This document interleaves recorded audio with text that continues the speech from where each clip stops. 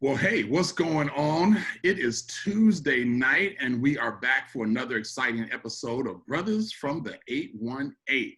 Just love saying that. I love saying it because it's true. I love saying it because I look forward to Tuesday nights. But most importantly, I love saying it because it gives me a chance to chop it up with my man, 50 Grand. Caleb, what's going on? Hey, man. How are you, Dave? What's going Man, I on? can't complain. I'm tired. This is the summer for me, man. And people are like, you don't do nothing during the summer. I'm just like, walk a mile in my shoes. I am exhausted, but I got a boost of energy right now just because we're about to do this thing. And tonight's going to be fun. I'm telling you right now. Well, things over here, man. Status quo. Family's well. I'm still employed, right? I haven't caught COVID yet. I haven't caught COVID. Period. All right. I don't want to say yet. And so things are status quo. So I'm happy. Good, man. I like that. Because it's family, I'm going to say status quo is a good thing. Any other time, and maybe we'll pull that up as a topic, status quo means you're not moving forward, man. And we have that conversation a lot. In family, and especially in this crisis that we're going through, pandemic that we're going through, status quo is a wonderful thing. If I can continue on the pace that I started yesterday and not fall off this rat race, things are going really good. So I'm going to take that from you right now. I don't have a whole lot to check in. The one thing I really want to say is Kanye's not running for president. I knew you were going to do it, man. I knew you were going to bring up Kanye, man. Yeah, man, because we talked about it last week, right? And I don't know if I even mentioned it last week, but, he was talking about it. Now, was it talk? Was it real? I don't know. We talking about Kanye. So if I say it wasn't real, he'll do it just to spite me, right? And so I don't know what it is. But what I do know is, he actually tried to get on the ballot in a couple places. And I don't even think he finished the process. I just think he realized the workload it was going to take to get on with such short notice. But, even that being said, he was getting some people backing him. Chance the Rapper. I love Chance the Rapper, man. But he's like, I back Kanye, and I'm just like, what? Elon Musk, anything he says, I'm like, whatever, man, do you. All that. And there was somebody else who was backing him. And I was just like, what I found most interesting, I don't remember the name, I probably shouldn't even mention it, but somebody else said, so is our role just to disrupt the process, right? Are you just trying to be somebody else to distract from what we really should try to do because the pool looks that bad? Or are you really trying to do something? So I'm like, whatever. That's my check-in, though, man. I was looking forward to today to get to you just to say Kanye is not running for president. So let me just say, man, that last week when we talked about it, I was thinking that I was really hoping that would just kind of just fade away, because I don't want Trump's opposition to lose any votes. I don't care if it's in California. I don't care if it's a stronghold for the Democrats. I don't want to play that game. We played that game in 2016. Right. So let me check it. 91331. COVID, man. What? Pacoima. I think something's happened in our state. Something happened in our state, and we are back to almost shutting down all the doors and going back to square one. In our country, we have lost more than 130,000 people to COVID. Yeah. I ran some numbers, man, and in California, we have more than 7,000 people that lost their lives. In Los Angeles County, almost 3,000 people. And in the city that I live in, it's almost 50 people that have lost their lives, right? Right. And I just live in a small town, right? And so COVID is still out there, still killing people, still putting people in the hospital. I would just say that people need to continue to protect themselves. People need to take it seriously. As I said, and as we've said many times, freedom is really going to come when COVID numbers flatten out and the numbers really start going backwards, right? Or going down. That's the freedom that we'll have. And until we have people taking it seriously. I walk around and I see people with face masks below their nose, under their mouths, and I'm thinking that is not the purpose for that mask on your face, right? But people just taking it like a joke. This is what I'll say, man. Let's get into it. Let's get into it. We have some guests on tonight. And so I'm really excited, man. And hopefully I put a smile on your face and a smile on their face as well.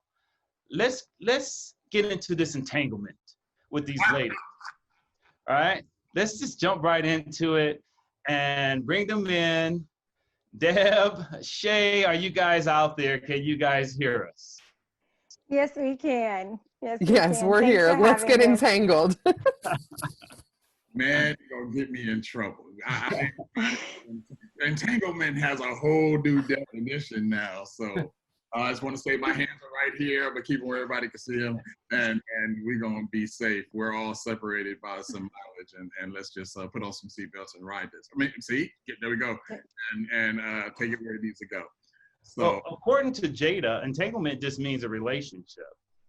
A complicated relationship. Complicated relationship. Right.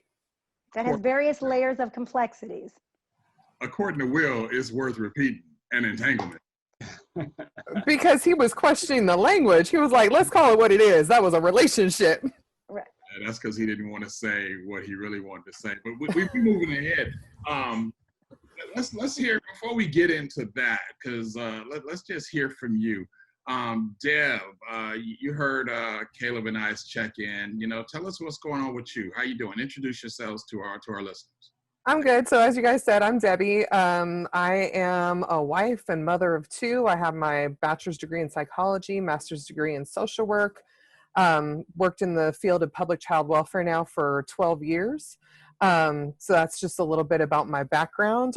In terms of how I'm doing right now, you know, just hanging in there. Every day is a blessing, especially right now with everything going on. I fortunately or unfortunately, depending on your perspective on things, I follow LA public health pretty closely. We've had our highest record day of confirmed COVID cases in LA County at over 4,000 today. So, you know, as Caleb said, we're far from over this thing. So it seems like we're going to be in it for the long haul because nobody's learned just yet. Yeah, that's unfortunate. That number is way too high. I think I'm gonna go to New Zealand because I read yesterday that they have 0 cases. They're not going to let you in. Oh man, Mm-hmm. and get Villalago or reverse Villalago or something. Well, thank you, Debbie. Since that's how you introduced yourself, thank you for your check-in. Shae, how you doing? What's going on with you? I'm doing well. I'm blessed. I am alive. My family is safe. And just everything's really good right now. Despite the challenges we're faced with this pandemic, everything is really good. You know, I am the mother of 2 boys, a 10-year-old and a 7-year-old. I've been married for 15 years to an amazing husband. And we've successfully adjusted to our new normal. And during this strange time, it's brought us closer. And, you know, I'm grateful. I'm thankful for that, you know, that we're working as a team and getting through these foreign territories. That's good to hear, because a lot of people are not going to survive. A lot of marriages are not going to survive COVID, and we hear about that in the media as well. We know that COVID has kind of forced people and couples to really engage with each other, right? Forced couples to spend some time with each other. We had a guest on that said that defined going to work as the mistress, right? And so I think about that as something that is that I remember when I think about relationships and people and some of the struggles that is attached to COVID, and people being in the house together when they're not used to spending all that time. People are have to communicate differently, parent differently, and really look differently at the relationship. Right. Now, don't get me wrong. We definitely did struggle at the beginning of this pandemic, like everyone else. But after recognizing that it was impacting us in an unhealthy way, we made a conscious decision to do things differently and have a conversation about it. So we were able to, really work through those challenges and get to a place of uniformity where we were on the same page. Love that. Yeah. Yeah, that's what's up. That's, I think, it's that self-realization, that self-check. A lot of times you go through something and you both see it, but no one wants to say anything. And, just for the record, I don't have a wife. Just me and the boys hanging out, and day after day, you might see some dirty draws somewhere, but there's nobody to not get along with. I don't even have a dog, so it's all cool. But, we talked about marriage. We talked about, what COVID's doing and what happens when people come together. And it's just a great segue. Like I said, we're going to have some fun tonight. And, the first topic on the table, we just going to jump right into it. You ready for this, Caleb? Black Twitter, man. Let's talk about that Black Twitter. So we want to talk about entanglements. Of course, I've seen, I think, 12 minutes and 32 seconds of Red Table Talk in my entire life. And that was the last episode of Jada's show on Facebook Live, where she, or they, not just she, but Will and Jada Smith spoke about the issue with August.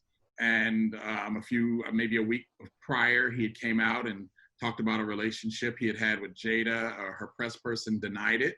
And then it blew up in a whole nother way. And then she came out and she admitted that they were in an entanglement. And I'm going to stop there because that's the subject of discussion tonight. So first, before we go any further, has everybody seen it? Yes. Yes. Okay, good. So now we can at least talk with some education. First impressions. You saw it, anybody. We're going to do ladies first around here. But first impressions, watching the table talk, what'd you think? Man, I think, Jada felt like she needed to address it because it wasn't going away. I think it's something that from what I was picking up on some of their verbal and nonverbal stuff, just they're not entirely worked through. I think that they are making a conscious effort to maintain their marriage, and kudos to them for trying to work through something so difficult. But, it's not an easy thing. And I think that it was interesting to see the language that was chosen and, sort of their banter on chopping up what entanglement really meant. Yeah, I'm going to do my best Will Smith impersonation. So what happened, Jada? So what happened? It sounded like me scolding my child after receiving like a phone call from school or something. Thank you, Deb, for sharing. Shae, what was your first impression? My first impression when I viewed the video, I felt as though they were divided as a couple. So although they were sitting together at the Red Table Talk, they were divided and they were in two different spaces, whether it was an emotional space, a psychological space, but there was a lot of trauma, a lot of hurt, a lot of pain that was still festering, and you could see it because Will was wearing it. It was all over his face, as Deborah stated, his nonverbal. And as Jada began to just, share her story from her lens, from her perspective and experience, it was almost like, okay, it was a matter of fact. This is what happened. We did this, we've known each other for this time. And I felt like she was emotionally disconnected from it, that she wasn't present with it. But then when she, explained to everyone that the entanglement occurred, several years ago. So they're not understanding why is it coming up now. Yeah. So maybe that was a reason why she was disconnected from it and didn't appear to be emotionally present with those emotions like her husband was. But from what I saw, he seemed to be really affected by it. And I think one of the things that stood out for me in the interview was a statement that they made at the end when they were, as Deborah stated, bantering, going back and forth about, I'm going to get you back. well, no, you already got me back. You've got me back several times. So it just kind of opened the door to, well, what do you mean by getting, her back? Or he's already gotten you back. So I think that opened the door for those naysayers, for those folks to judge and assume that they're referencing that open relationship, that open marriage. Ooh, let me go. Okay. So all right, Tag, you're it. You ready? Bam, there we go. Bam. Okay. You hit on a couple things, and I really got to address this because, I watch movies to look for errors. I watch videos to see what other people missed. My girl and I'm not married, but I do have somebody in my life. My girl and I were watching a show the other day, and it was showing a scene where behind one of the characters was a bike, and it kept going back and forth, and then the character walks away, and you see the long view, and we're both like, where in the hell's the bike? The bike was just there a second ago, so we watch for things like that. So if you have to go back and watch it, or for anybody who's watching us tonight, go back and take a look. When the Red Table Talk started, Jada was sitting back in her chair. She had her feet on the floor, and she was wearing some flip-flops, almost like, okay, I'm ready for this, kind of aimed in. When Will, do your impersonation again, Caleb. Got to hear it. Got to hear your impersonation. What happened, Jada? She did one of these. She sat back, and I can't get crisscross applesauce in this chair, but she sat back, and it was like, okay, now I'm guarded, and now I'm back on my defenses. So that was, step one. Two, and Shae, you mentioned this, but I have to throw another perspective. And Deb, I think you touched on it as well, that they're not over it. They're still in the middle of it. Now, they talked about this was about 4 or 5 years old. And yes, Will was wearing something. I don't think he was wearing the hurt of her entanglement.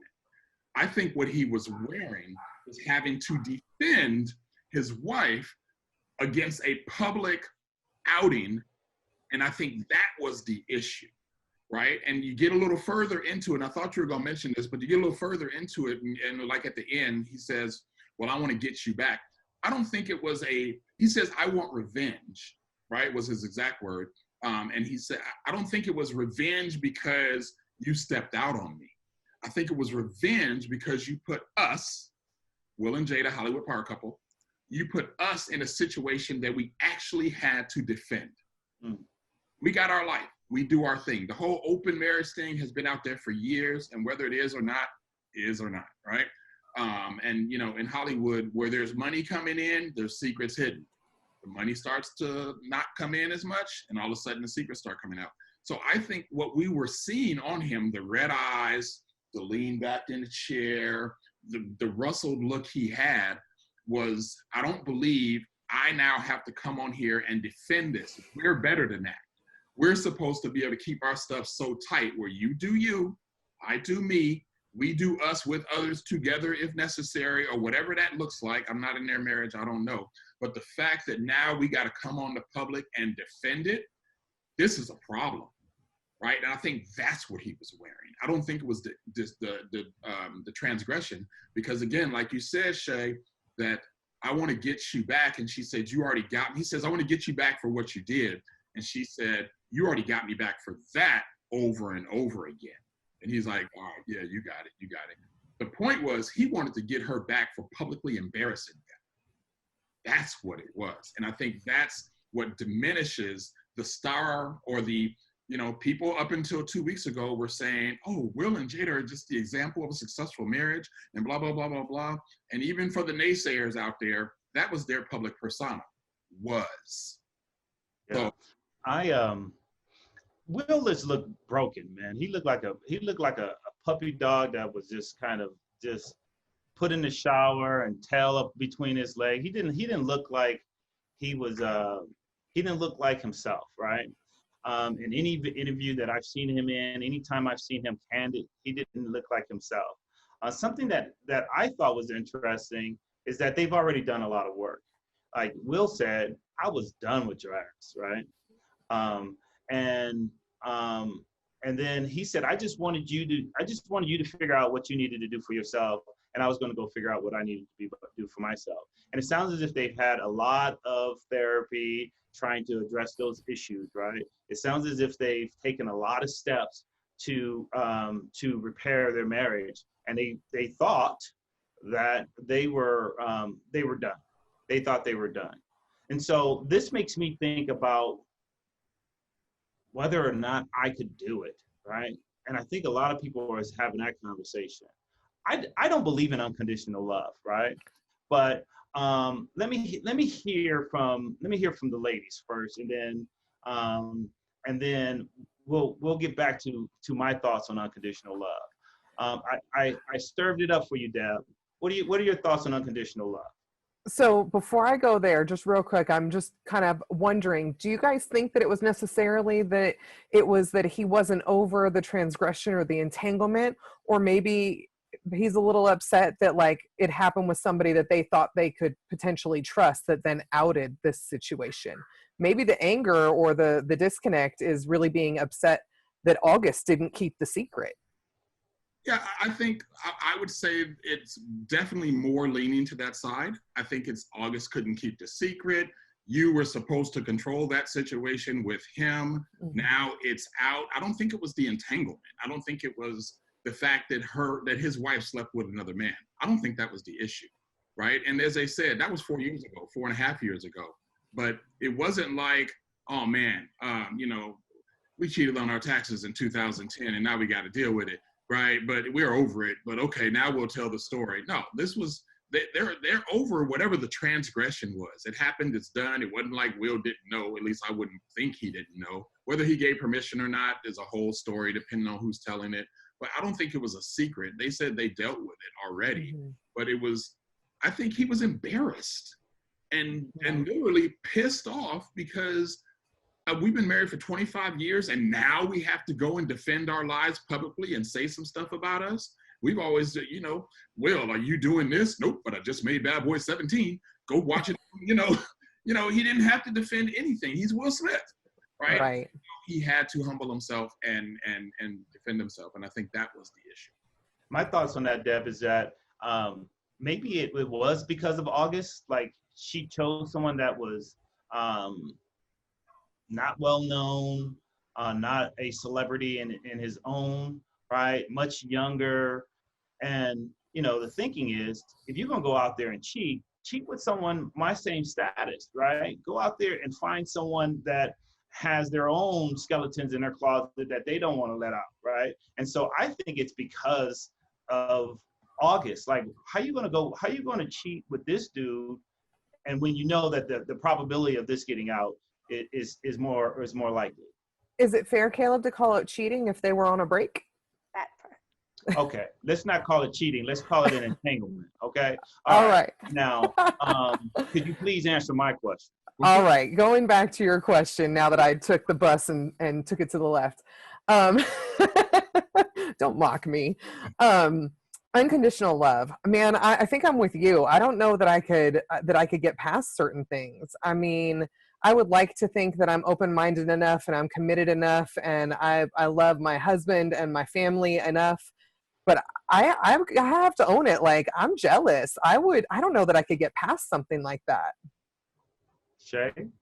I agree. I come from, unfortunately, a home where it was filled with infidelities on both sides. So my mom and dad had me very young at age 16. They never married.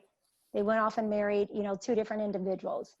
And in both of those marriages, there was infidelity. So growing up, I never saw a healthy marriage. To this date, I don't know what a healthy marriage looks like. I don't know what a faithful marriage looks like, with the exception of the one that I'm in. And I'm trying to break these generational cycles, so that I model something different to my children.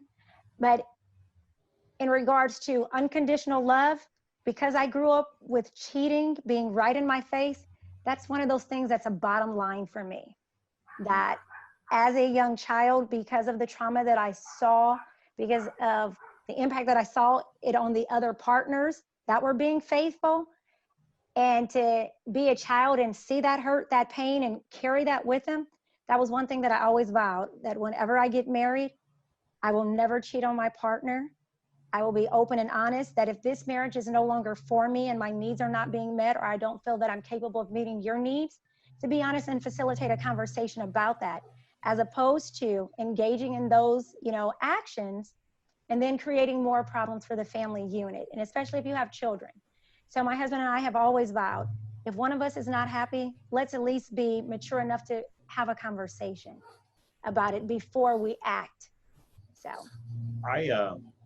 you you hit a lot. You pushing a lot of buttons there. You pushing a lot of buttons. And I think about their relationship, going back to Will and Jada. I feel like there's been a lot of scandal that's been rumored about Will and Jada, right?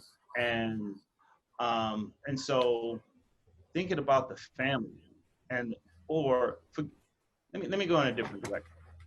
When you think about just staying in a marriage that is not healthy, in my definition, right?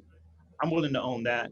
In my definition of healthy, and just staying in it just to not get a divorce, like they admitted that they were separated and he was done with her, but there was still no plans for divorce.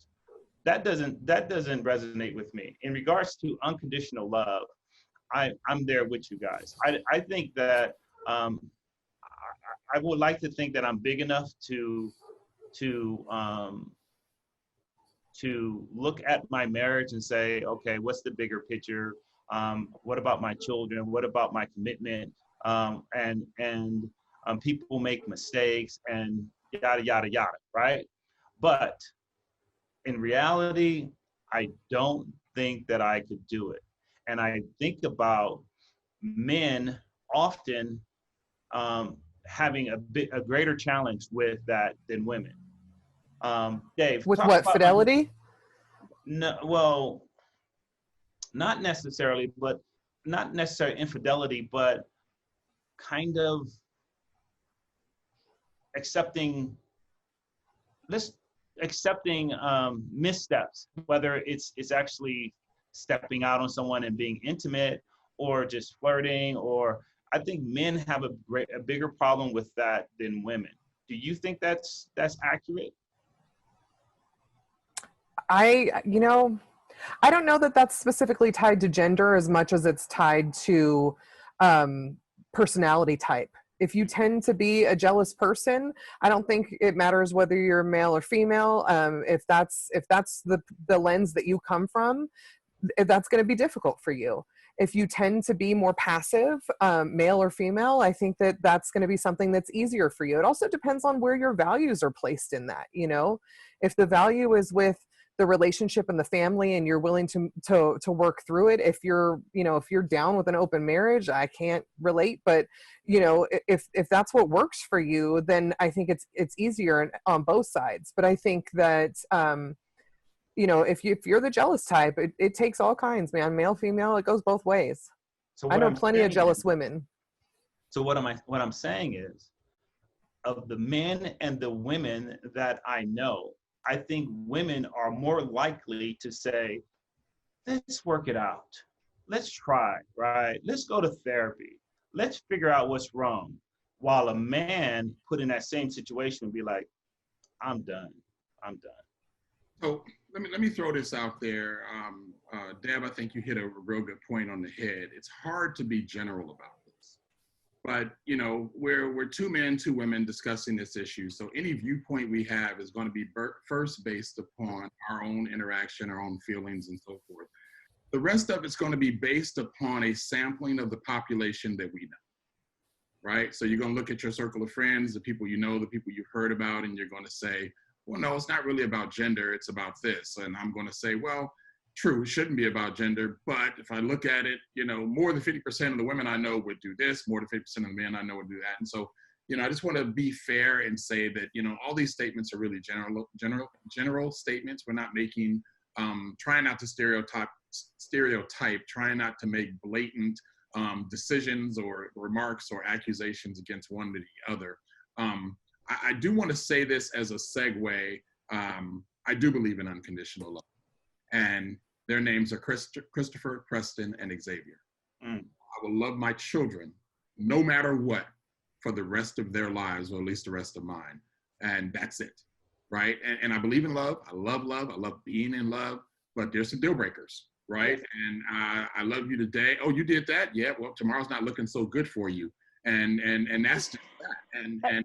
And I believe truly, even though we started out talking about Will and Jada, 25 years of marriage, do they still love each other? Maybe. Is it unconditional love? In the unconditional love, as I think of the term of unconditional love, probably not.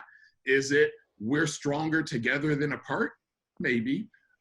Is it because we're a icon, in the community, kind of like, Beyonce and Jay-Z, Will and Jada,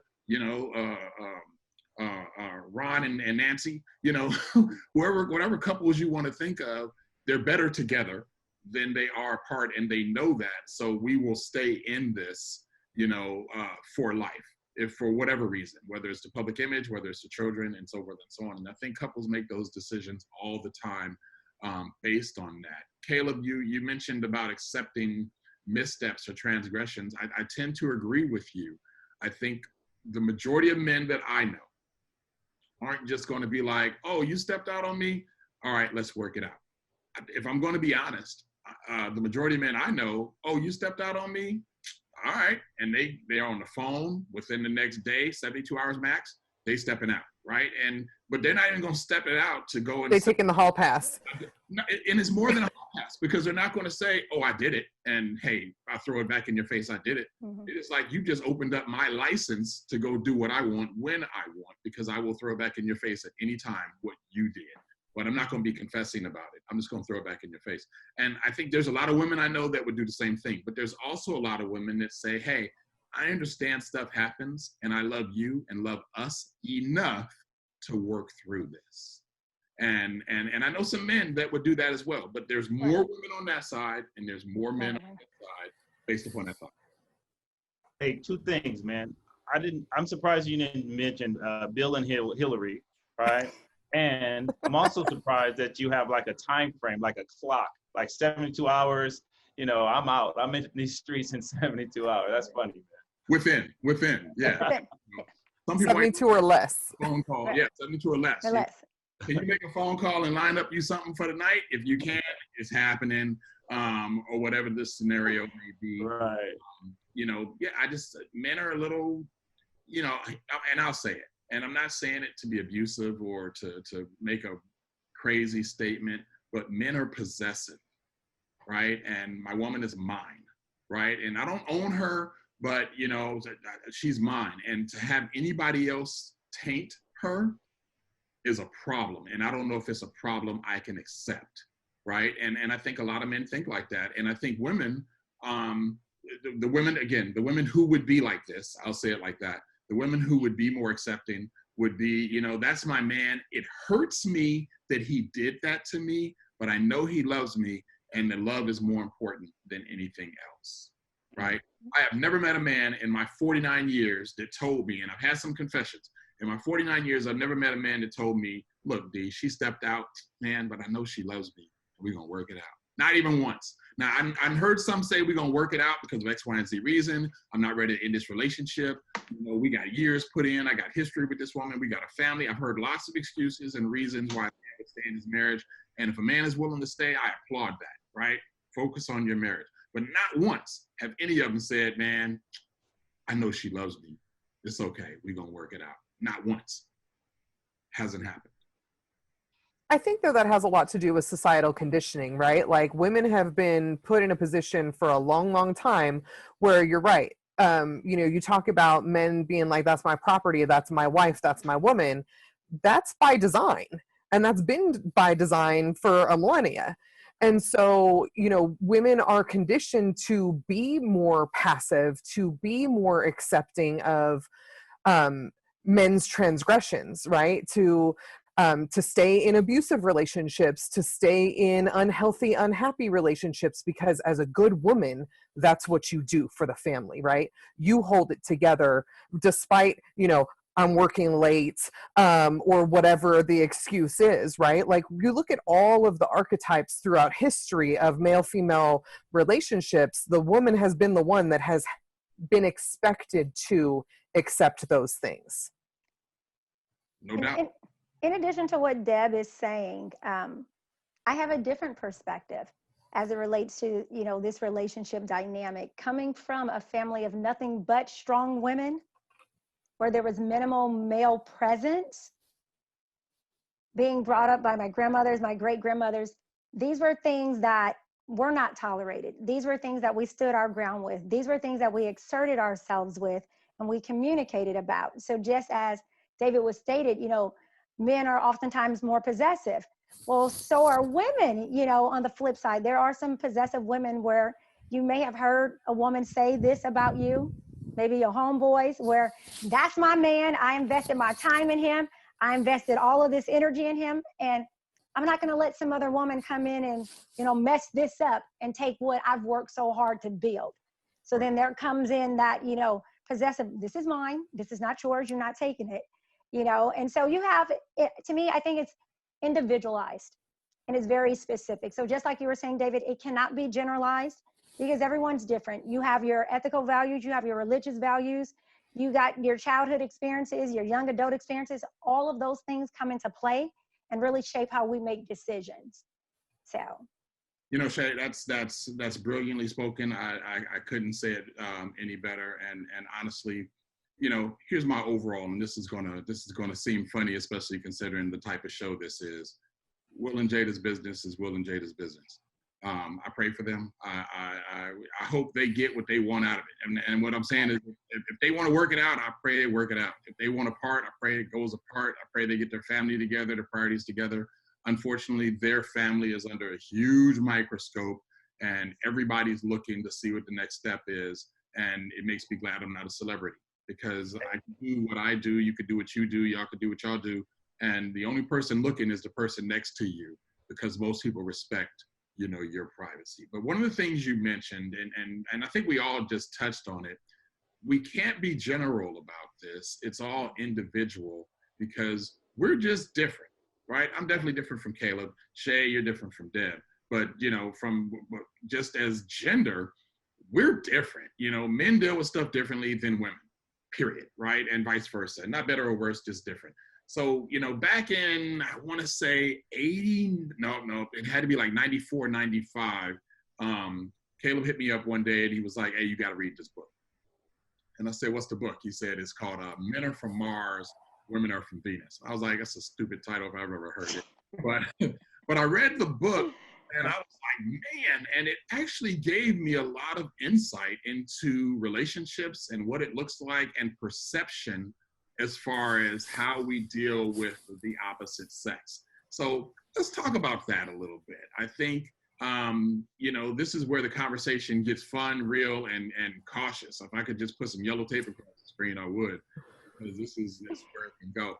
But there are common and well-known differences between men and women. And I'm not talking about the biology of anatomy. Let's talk about that. What's a difference, Deb, between men and women? In a word, in a phrase. What do you see? Or Shae. I mean, I don't want to, Shae, you go first. Okay. So when I'm thinking about the differences, oftentimes men are more analytical, more logical. You might have women that, are more emotionally driven, and make decisions based on emotions. I'm not generalizing and saying all women do or all men do. But when you really think about the two genders, those are terms that oftentimes come up when you really, are looking at the two, among many others.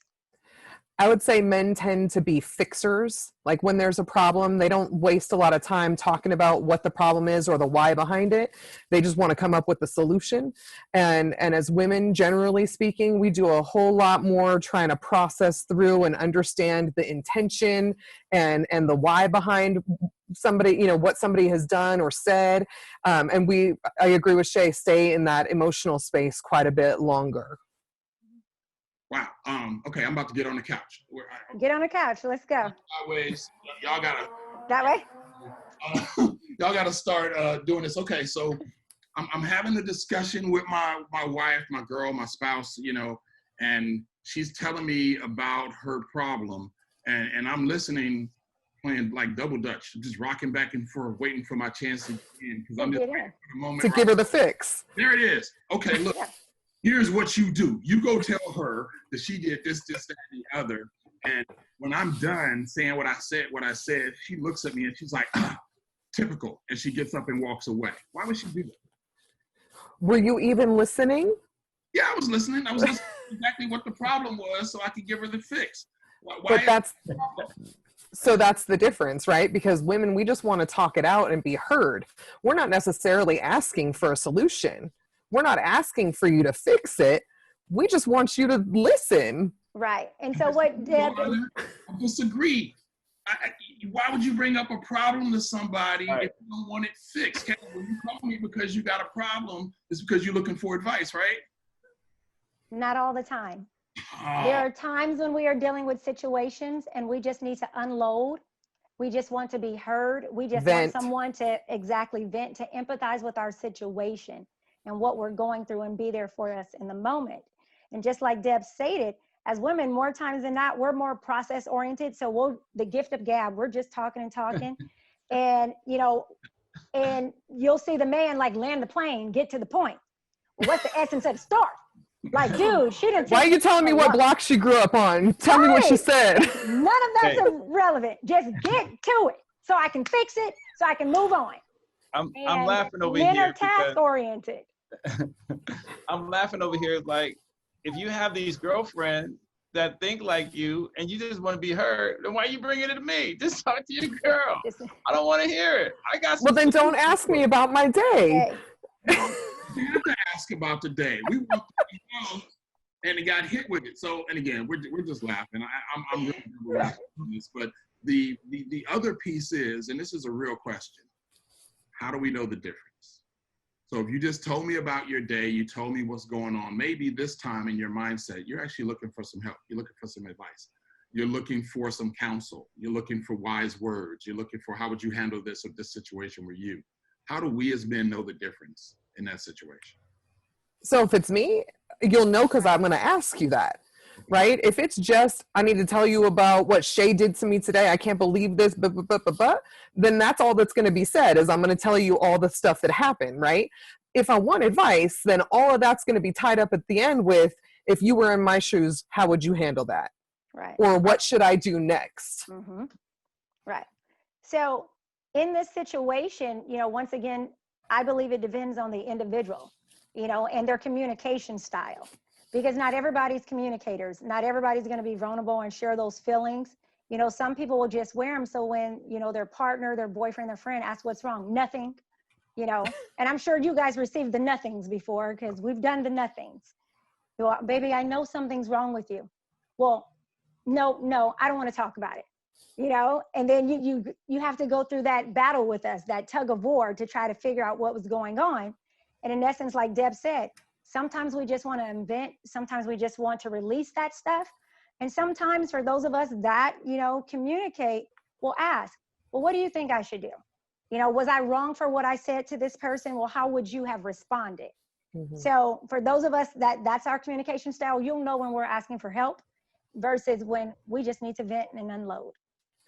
I think the biggest takeaway too is when you're on the receiving end of a conversation like that, if you're in the position where you feel like you're playing double dutch, you're not listening to listen, you're listening to respond. You're already thinking about the solution. You're already troubleshooting it. And what if I'm in that situation with you, what I'm wanting is just for you to be present with me and listen. I don't need you to be thinking about what you're going to say next. I need you to be present in what I'm saying right now. That's funny, man, because I'm listening to respond. Like, okay, I got this solution. You want me to sit down here for like another 45 minutes. And so you can complain about your girlfriend. And I got other things to do. I got a solution for you. Tell her how you feel and be done with it, right? And I'm playing double dutch because there's, in my opinion, I don't want to invest the next 30 minutes, the next hour talking about things that I've already talked to you about before. And that, especially because you told me to not be friends with that chick anymore, and now here I am in the same situation, right? Bringing this back to you. I told you this is going to happen. Right. So, a couple things. One, this is the beauty of that book. and I don't know if you guys ever read it, it's a really old book, but it talks about that on Mars, only time people bring up stuff is because they want a solution. And that's how we're raised. That if you're talking about it, it's because you want an answer. On Venus, you bring up stuff just to talk, and you really don't want solutions. You just want to be able to talk, and somebody else says, I see what you're saying, or I empathize, or what have you. I'm thinking of even the movie White Man Can't Jump. There's a scene with Woody Harrelson, and I can't think of the girl's name with the voice. Anyway, she's like, I'm thirsty. Rosie Perez. Perez. I'm thirsty, and my mouth is dry. So he goes and gets her some water, and she's like, you stupid. You know, you don't, just because I say I'm thirsty, don't mean I want water. He's like, you know, if I'm thirsty, if I tell somebody I'm thirsty, it means if you got something to drink, I would appreciate it. And blah, blah, blah. She's like, no, I want you to empathize and know I too know what it's like to have thirst. And I feel like, whatever, you know, so I do hear you, but it's the different perspectives of that group. But it goes deeper than that, because we can all look at the differences between mental and connections between men and women. There's also physical connections or physical differences. I'm not talking about anatomy. I'm just talking about like body structure, size. You see a guy with a size 14 shoe, and you're like, you know, that's a you know, big guy. You see a woman with a size 14 shoe, and you're like, damn, what happened? and you go from there. But even in the marketplace, you know, one of the things that comes up these days is like pay in the marketplace. You know, a woman who, my sister, who's my twin, I don't have a twin sister, but my sister who's a twin, we went to high school together. We got the same exact grades, got the same exact score on the SAT. We went to college, got the same exact, we got hired by the same company in the same department, but she now works for me. Right? Because I promote faster, and it's not because I'm smarter, it's because I'm male, right? And in a lot of companies, that's just the norm. And even for the companies where it isn't the norm, if you look at the marketplace of that company, it's still the norm. How do you feel about that? How do I feel about it? Well, I mean, nuts and bolts, it's unequal, right? For every dollar that a white man makes, a white woman makes 80 cents. A woman of color makes 64 cents. That's just the fact right now. So, you know, if we're doing the same thing and we're capable of the exact same output, there is zero reason why we should not be making the same amount of money. Agreed. So although I agree with Deb, that is not the world we live in. Right. And so depending on the type of organization you work for, that may be more prevalent. That type of mindset, that type of treatment of women, you know, versus men. You know, in other arenas, you might have, you know, both men and women working, and they all come in on equal playing fields. And it's more based on experience. It's more based on their educational system. So, you know, depending on what that organization, what that career path looks like, you know, you'll see some of those unconscious or conscious, you know, attitudes about, well, I'm a man, so I should get, you know, $10,000 more than Shae because she's a woman. Although Shae has the same degree, although Shae has the same experience, there's almost like, and I don't want to overgeneralize. I don't want to make the men mad at me. I love all, you know, all men. We already met. Want to make sure. Right. But I mean, some folks have that machismo attitude. Like, I'm the man, this is what I deserve, this is what I'm worth, you know, and the woman will receive the lesser pay. I don't agree with it, but that's where we're at. I think too sometimes, and this is going to be controversial to say, but I think sometimes it's on us a little bit as women, because I think that because we have traditionally been placed in these subservient roles, these passive roles, the societal expectation that we just be grateful for the scraps that we get, that we don't advocate for ourselves on a broad scale the way that men do. Men will go in, you know, if it's a job where you can negotiate your salary, and they will shoot for the moon. And we don't feel entitled or emboldened to do that. And in addition to what you're saying, there's a level of fear associated with it in terms of backlash, in terms of some type of punishment. So if I go in and advocate to have the same pay as David, you know, is my employer now going to be looking at me like I'm not grateful? Like, is she not happy with her job? And then will there be ramifications as a result of that? Right. Well, and that's also, goes down to how women are perceived in the workplace in general, right? If you have a really vocal man who is very knowledgeable and outspoken, they're received with a level of respect and presence and authority, right? And if you have a woman who has the same knowledge set, Deb. I Watch am. the language. I'm okay.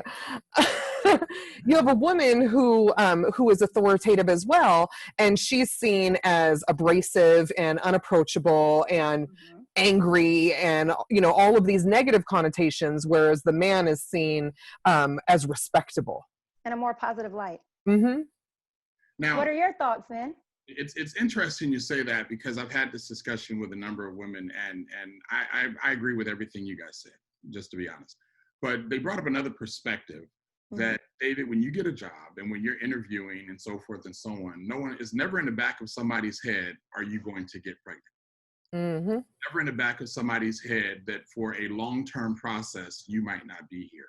It's never in the back of somebody's head that if your child gets sick, you're going to not come to work. Your wife will stay home. You're supposed to come to work. And so it goes back to those, for lack of a better word, subservient roles, that when it comes to managing the family and so forth and so on, the woman will take a step back and the man will move forward so he can keep being the breadwinner or whatever scenario may be. We don't have time to get into what's it called? Family Medical Act, Family Medical Leave, FMLA, or maternity leave. But it's not a federally mandate. It's not a federal mandate in the United States, versus other countries. They just get that time. I mean, it does happen, but it's it's up to the job how they want to do it. But a man can have a baby, a woman can have a baby, and the husband's back at work the next day, right? Smoking cigars, telling his friends, yeah, we had a girl, we had a boy, whatever the scenario may be. A woman's at home and dealing with, healing, recovering, being a mom, et cetera, et cetera. And again, generalizations, but typically a woman doesn't have a baby and show up to work the next day, right? A man can. And so those types of things, and this was what was explained to me, these are worries that you never have to worry about as a man. These are concerns that during any interview process or decision to bring you on board, or even promote you, that anybody will ever think, because you're a man, right? And so it's like, right. Wow. Think about that question in an interview. Where do you see yourself in 5 years? Right? That's a very different question from a man to a woman in terms of that connotation. Because if I'm pre-kids and I see myself in 5 years starting a family, I'm not inclined to say that in a job interview. Right. And a man, I don't even think it would even cross their mind to think about that part of things, because why would that impact my work? So when I say, if I'm a man and that question's asked of me, I'm just thinking about the corporate ladder that I'm climbing in 5 years' time. Yeah, I think all of you make excellent points. And something that I don't think gets enough credit is that women do a whole bunch of shopping. They do a lot of spending the money, right? Leave my Amazon purchases out of this, Caleb. And so with women, I read something that women are like 80-something% of, I pulled it up. Women account for 83% of US spending of all consumers, 83%. So they're out and they're buying stuff for them, that Amazon box that's showing up at your door, Deb. Deb's door. And they're also buying stuff for their husbands, right? For their children. And for the family. And if women make more money or equal pay, right, then that will boost the economy as well, right? And so often that's not considered, but I have heard the conversation that the points that David made, and I agree with all three of you that if you are just as skilled, then you should be receiving just as much pay. Right. So let me ask you this question.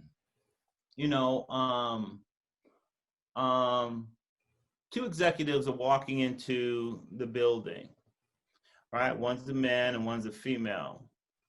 And the man hits the door first. Should he hold that door? Is chivalry dead? What do you think? What happens if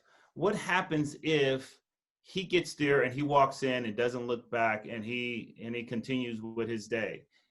Is he a less of a man because of that? Should he consider the woman's perspective? When we talk about equality, do those things need to change as well? I'm a big girl. I can open my own door. It does. I mean, it's nice if someone holds the door. I'll hold the door for people, you know. I feel like that's just common courtesy in general. I don't know that any longer it's tied to chivalry or male female. It's nice when it happens, but I'm not the damsel in distress that needs the man to hold the door open for me, for sure. Okay. Right. And in addition to that, I think it would be unfair to make a judgment about why an individual maybe didn't hold the door this time. They could have been dealing with, you know, different things. Their mind was somewhere else, and to place like, okay, well, Caleb didn't open the door for me, so that means he has no respect for women. He doesn't value me as a person. I think that would be unfair to say, you know, because Caleb in that moment could have been dealing with some personal matter. He could have been focused on his meeting, running things through his head. And I'm nervous about my interview. Right. And he was completely oblivious that I was behind him.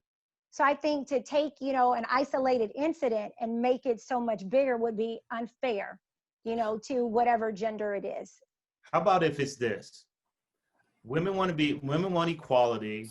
So like Deb said, she's a big girl. She can open her own door. And I know that Shae's behind me, but I reach the door first. If Shae catches the door, great. If not, then I guess that she has to catch her own door. Does that make me less of a man? Is chivalry dead? I guess not less of a man. Let me just ask, is chivalry dead? I don't think so. I don't think so either. Again, is it mandatory anymore? No. Do I need my husband to throw his coat over the mud puddle so that I don't mess my shoes? No. If he did, it would be adorable and really endearing and very sweet and a hearkening back to, you know, days of yore, but it's certainly not something that is expected or needed, but it's nice. But I saw something. Hold on one second, Caleb. You mentioned the husband. You said if Caleb walked in front of you and missed a door, it would be an unfair judgment. That's what you said, Shae. To say, you know, to make a judgment on Caleb because of it.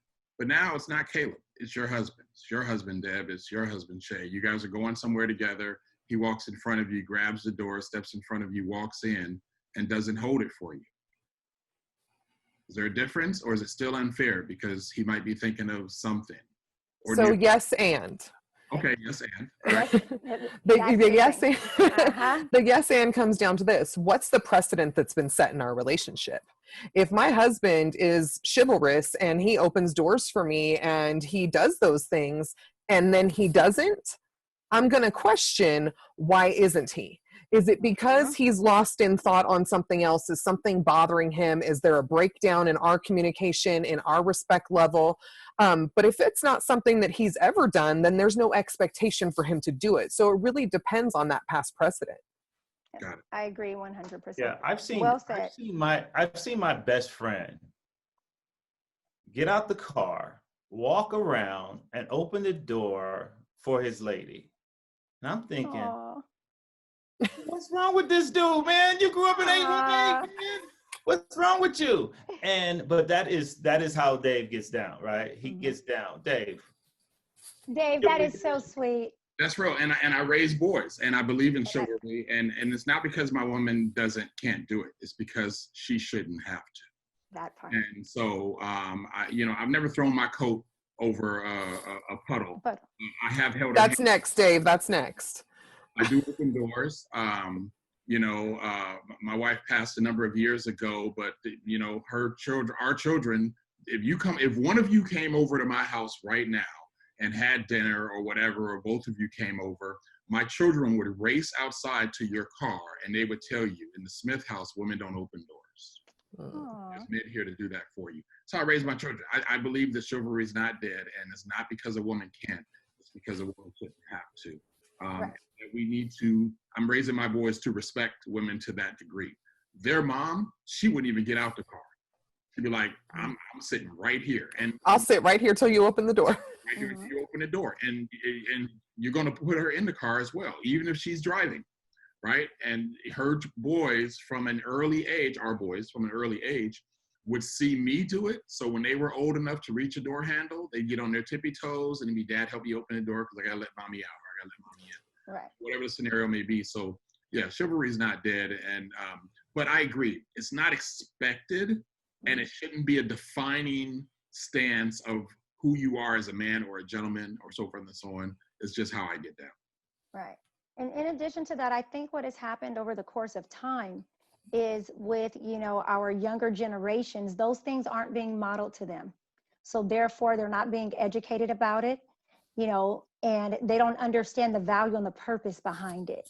So because there's that lack of education, that lack of role modeling, you don't see it, and it's not as prevalent as it previously was, but if we have more fathers such as yourself continuing to model that and engage in that behavior and really educate their sons about the value, then it will continue and it'll spread like wildflowers. But we don't have, that's not the overarching, behavior of what we're seeing right now.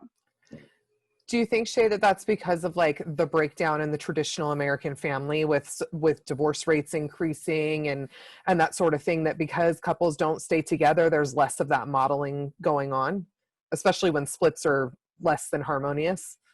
I wouldn't necessarily attribute it to splits, but oftentimes, like perfect example, my brother was raised without his father. He never had a relationship with him, never knew him. So there was not a male figure per se in my brother's life to guide him and to teach him. My husband did not find out who his father was until he was in the 10th grade in high school and he had to take a paternity test. So once again, those male figures weren't present to teach, to guide them along the way. And so oftentimes when there's an absence of those figures, whether it's a parental figure, an uncle, a cousin, those, values are not transferred down. And so that's, the cause of it. It's not transferred down to the men. It's not transferred as an expectation to the women. The lady in my life now, we have a great relationship, and we'll get to go somewhere and she'll say, hey, I'll drive. And so I'll go to her car door for her and she'll say, oh, you want to drive? Be like, I'm trying to let you in. She's like, oh yeah, that's right. But when we park, she's out the car quick. Like I wouldn't even have enough time to get around to the other side of the car door. She's going to hear this, and the next time we're in the car together, she's going to be like, I'm waiting because you're going to get my door. You're going to get my door. But, the point is it's not passed down to either side because it's looked at as old fashioned. And we're also in an era where independence comes first. And if I let you do that for me, then I'm losing some of my independence, which shouldn't be true. It shouldn't, because again, it's not that you can't, it's because you don't have to. There's a question I really want to ask. I'm not going to, only because we have about 10 minutes to go and we got another segment we want to jump into with you guys and have a little fun. And I know if I ask that question, we're going to be here all night. So we might come around to it another time, but Caleb and I, we got together and we want to do a little thing we call speed round with you, and it's going to throw out a word and you share your thoughts on it, sentence or two. We got about 10 minutes left on this podcast, so we got to get through it, and we got 10 words. Okay. So we're gonna go back and forth and throw out a word and just share your thoughts on what that means to you. And both of you can go either or. You could say I'm gonna pass on that one. Don't pass on them all. We're here to. You're putting us in the hot seat now, Dave. I know. That's what this is about. You're supposed to be in the hot seat. This isn't supposed to be all that comfortable. But Caleb, you want to start, or you want me to start? Pick one. I'll start. So Shae, when I say intimacy, what comes to mind?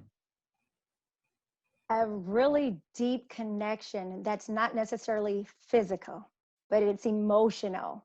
It's a connection between a man and a woman. It's mental. Love that's that. what I think of. Deb, intimacy. Shae stole everything. No. I agree. And I think this is, again, a woman's perspective, right? That it's not physical, it is emotional, it is mental. It doesn't necessarily, it can be intimacy between two friends. It doesn't necessarily have to be romantic, but it's a level of vulnerability that you allow, a level of exposing your true self to someone else. So there you go. Shae, I'm gonna need you to turn off dictionary.com. I saw you reading. I saw your eyes going back and forth across the no. I'll have to tell you about that later. But yes. So okay, no, cool. Next one, politics. Present day, divisive as heck. Gosh, I love the divisive. I would say when I'm thinking about politics, who's the holder of the power? You know, looking at it through that lens, you know, and those that are fighting, you know, to be heard, to be seen, to not necessarily be equal, but to be respected as a human, as an individual, as a person, you know, because we're not always going to be seen through the eyes of each other and equal, but, you know, definitely divisive, definitely not equal across the board in how we see it. These ladies are deep, man. Otherness, yeah. All right. Deb, war. Unnecessary flexing of power, forcing of one's beliefs, values, and customs on another for your own gain. Yeah, I mean, that sums it up for me. Me, on the flip side, sometimes it is necessary. Sometimes you have to protect your community. You have to protect, you know, your beliefs, their values when they might be threatened. So sometimes it is necessary. Sometimes it may not be necessary, you know, but it could bring upon peace. It could bring upon understanding. It could bring upon division, depending on what we're at war for. Yeah, I hear you. I think for me, what comes up is that I usually see war from the perspective of the aggressor, right? A forcing of one's will upon someone else, whether it be my religious beliefs, and so I'm going to crusade into an area to make everybody believe what I think is the truth, right? Or I believe in democracy and every other political system needs to get on board with democracy, and so I'm going to, you know, we are going to storm in and teach them the way because we know better than y'all. And so for me, that's why the word unnecessary comes up, is because so often wars and conflicts are started by people who are trying to gain more power and control over others rather than letting people be and believe and do as long as it's not hurting me. Dave, deep. They're going deeper than I expected. Yeah. No, I marveled when you said unnecessary. Shae, I was glad you came over the top. I think both of your points are so valid with that. But, you know, what I will say, the four of us are only able to have this conversation here tonight because of war, right? Nothing that we've ever gained came peacefully. And so there had to be a battle somewhere to get. And that battle goes all the way back. You could think back to the battle in Garden of Eden. You could think to, you know, the Civil War. You can think to post Juneteenth. You could think, you know, any number of battles you can think of across the country, across the world. We're all able to be here at this moment because of war. So sometimes, just like you said, it is necessary. I think it's overused, would be my word. And it's oftentimes used as the option instead of an option. So anyway, security. Peace. And I don't mean free from conflict. I just mean like peace of mind, not feeling threatened, not being worried about my finances, my well-being, whether it be physical, emotional, the safety of myself, my family, my loved ones. That's security. I would agree. Okay, Shae, success. Wow. It can be measured in so many different ways. I would say success as one's own personal happiness and sense of accomplishment that's not necessarily measured by degrees, not necessarily measured by monetary, earnings, but one's own internal sense of peace, sense of happiness, and just I've accomplished what I've set out to accomplish, based on my path, my choice, not somebody else's choice. Yeah. Yeah, I mean, I don't know that I could have said it better. I think it really is self-defined. Breaking free from or accomplishing more than people expected you to. For me, it's proving people wrong. Tell me I can't do something and I'm going to show you that I can. And then I'm going to quietly rub it in your face. All up in there. What I think of is freedom. When I think of success, I think of freedom. Excellent. Last one, and we already touched on it a little bit. Love. Love. What a construct. Love.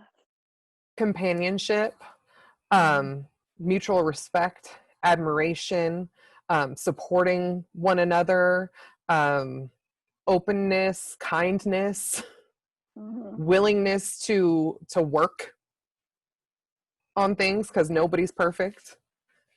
Acceptance.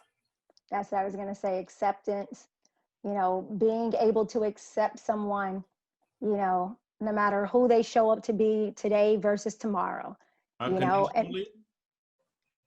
the love piece. Unconditionally. Right. I was like, are we going back there to unconditional love? Oh. Yes. Unconditionally. All right. You stole my line, Caleb. I was going to be like, nobody said unconditional. Yeah, I was like, because look, we was like, nope. No, I think like too, David said, unconditional love for our children. Right. Right. Remember that. Yeah. I think too, a really important component of that is self-reflection, right? Like if you're not in a place where you can own your own stuff, and be willing to have some insight and be willing to grow, are you really able to show up for somebody else? Yeah. That's what's up. I have a question for both of you. Deb, what are you listening to? What am I listening to? Everything. Gosh, it depends on what I'm doing. So as some of you know, I took up running since COVID. So if I'm trying to get my pace up, it's a lot of hard rock, fast paced, punk rock, or real intense dance stuff because I got to keep my pace with it. If I'm in a sullen mood, then I'm listening to some slower stuff. I'm all over the place with my musical choices. All right. Shae, what you listening to? So it does depend on my mood, but I tend to lean towards more hip hop, more rap music, upbeat tempos. Sometimes the language is vulgar, sometimes the language is clean. It's just whatever I'm feeling in that moment. So I might have some Luke, in my playlist. I like Luke. I might have some old school DJ Quick. I might have some, new stuff. So it's a wide range of music. I like this girl, man. Yeah. I like her. Man, that's what's up. That's why it's a little that was unexpected, man. Yeah. That was unexpected. In preparation for today's podcast, I listened to some Queen Latifah. Ladies first, right? Ooh, ladies first, right? I listened to a little bit of that, but also I put on some Push It, right? For Shae. And some salt and pepper. I put on some Push It. You know Push It? Of course. Push It. And I got the dance. Baby.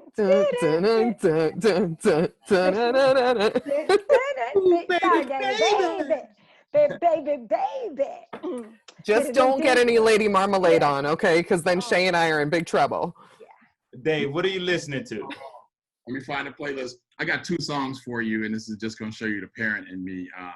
This morning, I was listening to I Swear by... Oh, wow. All for one? Wow. Yeah. By the moon and the stars. So that's crazy, like we all know that. And I swear. Look at Jada doing all the parts. Harmonizing. It reminded me. Wait, put the finger in the ear. Oh, yeah. Hit that note, David. You It got it. reminded me of, I think it was probably like 2010, whenever Despicable Me 2 came out. They had, on that soundtrack was the Minions singing I Swear. And Wow. I saw Xavier, he's 13 now, but he was 3. In the back seat of the car, in his car seat of the minivan, singing the Minions version, word for word. I was like, how does my 3-year-old know these lyrics, word for word? So we were having dinner tonight. I asked him, I was like, yo, man, you still remember that song? He's like, I don't even know, but I'm going to think about it. So after this show, he's probably going to be like, no, I don't have it, or whatever. Yeah, all for one, man. I swear. That's all for one. Wow. I'm digging your playlist, Shae. That's what's up. My playlist is lit. My playlist is popping. It is. Caleb will tell you, you get in my car, you're going to hear something from the 80s. I mean, that's just how I get down. So, hey, listen, you guys have been a part of the Brothers from the 818 tonight. We want to just send an extra special shout out to our lovely guests tonight, Shae and Deb. We couldn't have done this without you. I really appreciate your transparency. And just the level of you that you guys brought it. Anytime we have a guest on this show and people ask, and we know them sometimes, we were like, you're not real enough. We don't want you to say what you want to hear. We want to hear what needs to be said. And so we thank you guys for doing that. For the rest of you, we hope you enjoyed the show as well. Again, you've been a part of Brothers from the 818. We're available on, you can follow us on Twitter at 818 Brothers, Instagram at Brothers from the 818. We're on YouTube. You probably knew that because you're watching this right now. And then we're also streaming on multiple music services, Spotify, Apple Music, Google Podcasts, etc. We thank you for being a part of our show tonight. We just ask that you keep on watching and we'll keep on showing up and doing our thing. Caleb and I have just been best friends for a long time, and we got an opinion on everything. And we love to share it with you. We love that we got to share with you two lovely ladies tonight. And we look forward to doing it again sometime. So on behalf of Pacoima, California, hit it, Caleb. What is it? 91331. All right, we out. And peace out. Peace out. Bye, y'all.